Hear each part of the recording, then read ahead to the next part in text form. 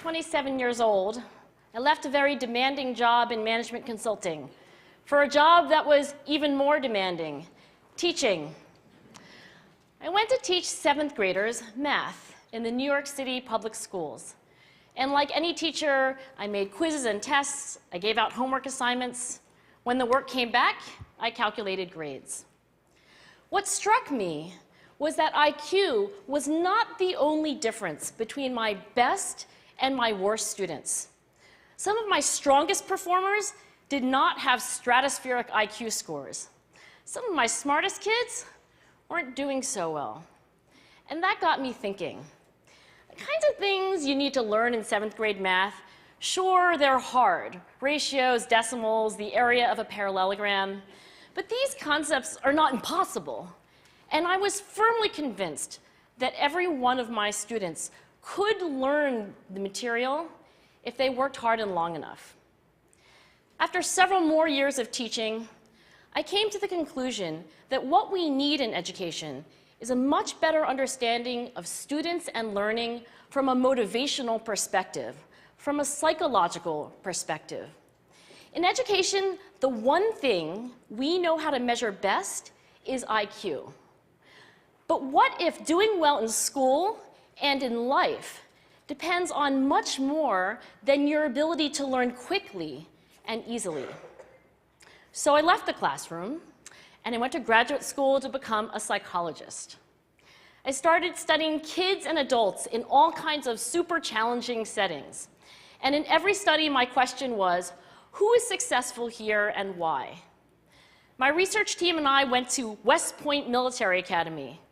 We tried to predict which cadets would stay in military training and which would drop out.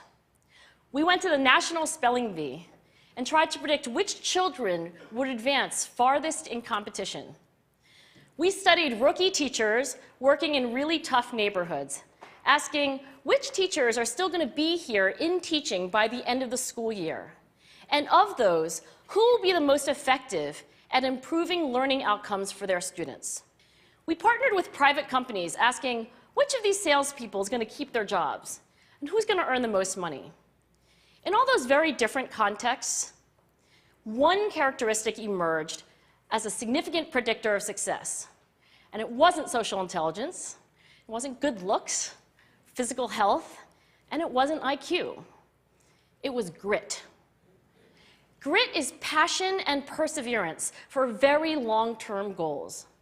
Grit is having stamina. Grit is sticking with your future, day in, day out, not just for the week, not just for the month, but for years, and working really hard to make that future a reality. Grit is living life like it's a marathon, not a sprint. A few years ago, I started studying grit in the Chicago public schools. I asked thousands of high school juniors to take grit questionnaires, and then waited around more than a year to see who would graduate. Turns out that grittier kids were significantly more likely to graduate, even when I matched them on every characteristic I could measure, things like family income, standardized achievement test scores, even how safe kids felt when they were at school. So it's not just at West Point or the National Spelling Bee that grit matters, it's also in school, especially for kids at risk for dropping out. To me, the most shocking thing about grit is how little we know, how little science knows about building it.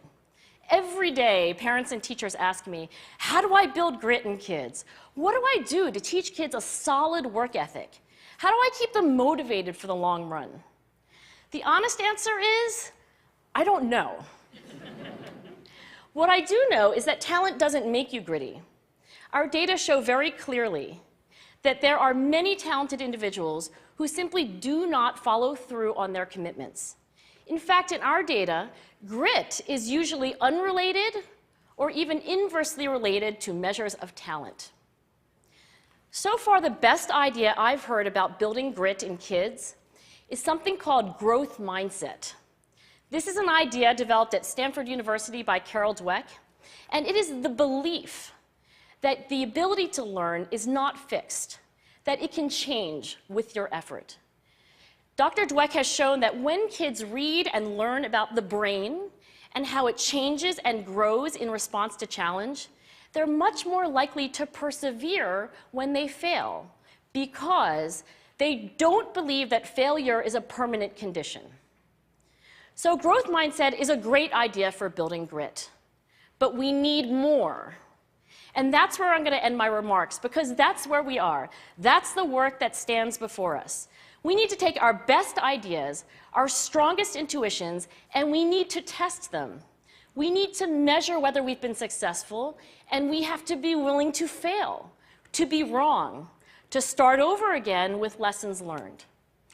In other words, we need to be gritty about getting our kids grittier. Thank you.